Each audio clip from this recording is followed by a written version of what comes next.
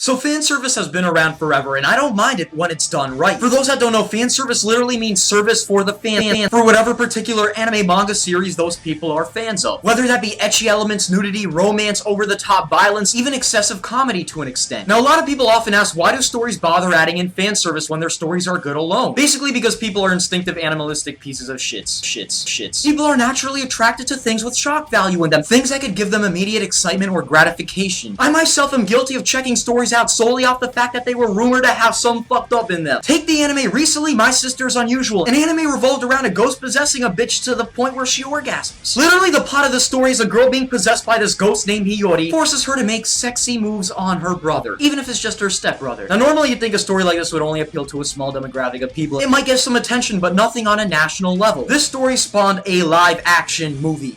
TST って何? Take Sekai de Ichiban, Wanna Be the World's Strongest. The story revolved around wrestling. I personally only watched this story for the plot. I mean, what other possible reasons could anybody watch this story for? It boggles my mind how people could even assume shit like that, you know. That's the problem with our society. We think that, you know, we like to judge things, and I don't know how anyone could assume that people watch this story for any reason besides plot. Jokes aside, when they created this female wrestling story, Sekai de Ichiban, I'm sure they were thinking, what's a good way to slip in some big asshole tits without making it seem 100% obvious? Oh, we could do a wrestle with a female. This anime about a girl who became a professional wrestler to avenge one of her friends has been running since 2010, while your Iron Knights, Hungry Jokers, Beelzebubs, and Katekyo Hitman Reborns get cancelled. Now, don't get me wrong, fanservice alone will not make your story mega popular on an international level, major movies, whatever. However, using fanservice in particular ecchi elements could easily give an already established story a boost. Or a boost to stories whom are very centric around these things. People will check a story out for tits alone, guaranteed. However, people won't check a story out for story alone, guaranteed. A story writer who's used this method correctly is Hiro Mashima.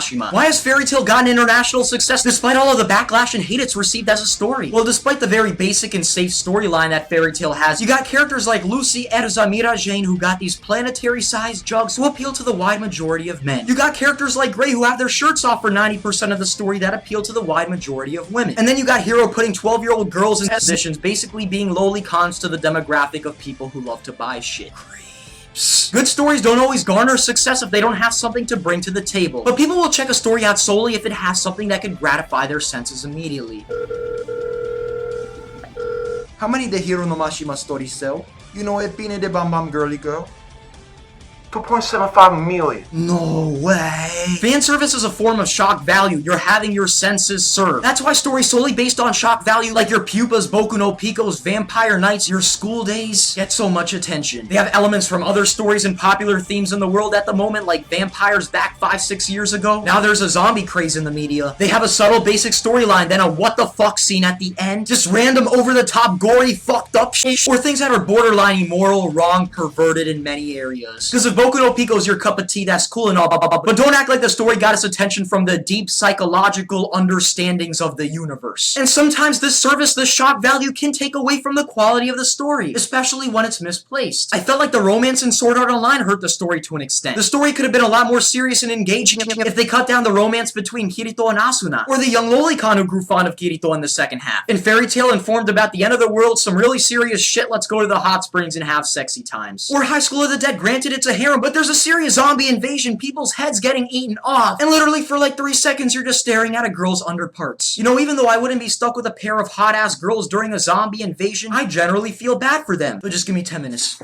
Shit, where's the tissue box at? Where's the damn lotion? What should I rule 34 today?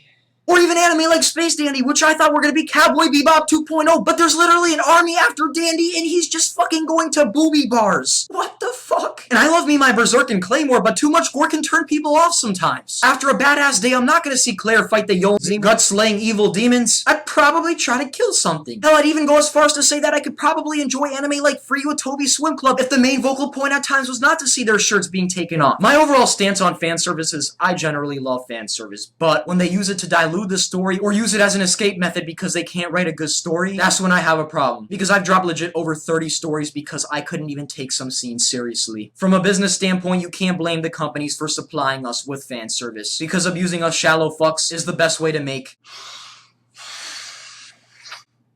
Though oftentimes fan service turns stories even better, like Gonson Blood Lad. Though in Kill la Kill's case, the fan service only hurt the story, in my opinion. And by the way, I'm not a pervert. Only on the down low. But when you meet me, if you ever meet me, I won't be, saying a bunch of weird shit. So, don't judge me.